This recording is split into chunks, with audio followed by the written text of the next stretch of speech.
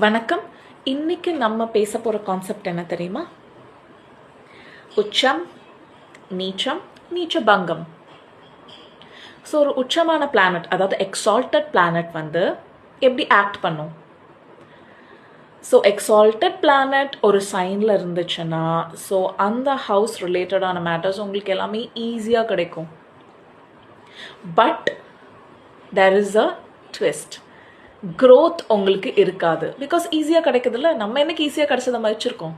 Correct தானே? இதே நீச்சமான planet ஒரு சைனில் இருக்குன்னா அதுக்கு செம்மையாக எஃபர்ட் போட வேண்டியிருக்கணும் அந்த ஹவுஸுக்கு. ஓகே, ரொம்ப ரொம்ப எஃபர்ட் போட வேண்டியது இருக்கும். ஆனால் அப்படி எஃபர்ட்ஸ் போட்டோன்னா என்ன ரிசல்ட்டாக இருக்கும்? டெப்த். அதில் டெப்த் உங்களுக்கு இன்க்ரீஸ் ஆகும். ஃப்யூச்சரில் debilitated planets will do good. Because நீங்கள் ரொம்ப கஷ்டப்பட்டுருப்பீங்க அந்த ஆஸ்பெக்டில், எல்லாம் கஷ்டப்பட்டு கற்றுருந்துருப்பீங்க.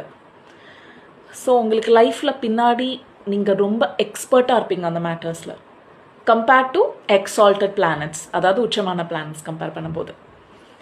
இன்னொரு கான்செப்ட் இருக்குது, நீச்சபங்கம். ஸோ நீச்சபங்கங்கிறது ஒரு டெபிலிட்டேட்டட் பிளானட்டுக்கு ஒரு எக்ஸால்டட் பிளானட் சப்போர்ட் கொடுக்குது. ஸோ அப்படி சப்போர்ட் பண்ணும்போது நம்ம லைஃப்பில் சப்போர்ட் கிடச்சிதுன்னு வச்சுக்கோங்க, நம்ம என்ன பண்ணுவோம்? நம்ம க்ரோ ஆகும். கரெக்டாக? க்ரோ ஆகி ஒரு ஸ்டேஜில் நம்ம க்ரோத் வந்து பாப்புலர் ஆகும். பிகாஸ் கண்டினியூஸாக லைஃப்பில் நம்மளுக்கு சப்போர்ட் கிடைக்குது, ஊக்குவிக்கிறாங்க. கரெக்டாக? அதே தான் நீச்சபங்கமும். ஒரு பிளானட் நீச்சபங்கம் ஆயிருக்குன்னா அந்த பிளானட் ஏர்லி ஸ்டேஜஸ்லேருந்து கொஞ்சம் ஸ்லோவாக க்ரோ ஆகி நல்ல ஒரு பொசிஷனுக்கு வரும். அதாவது நீங்கள் வருவீங்க அந்த பர்டிகுலர் ஹவுஸில். ஃபைன். ஸோ இந்த 3 கான்செப்ட் உங்களுக்கு புரிஞ்சிருக்கும்னு நான் நினைக்கிறேன். ஸோ நீச்சமாக இருக்குது எனக்கு உச்சமாக இருக்குது, எனக்கு எல்லாமே சூப்பராக இருக்கும் லைஃப்பில், அப்படியெல்லாம் கிடையாது. அது நல்ல மனசில் வச்சுக்கோங்க. ஃபைன். So that's it. ஏதாவது டவுட்ஸ் இருந்தால் இன்பாக்ஸ் பண்ணுங்கள்.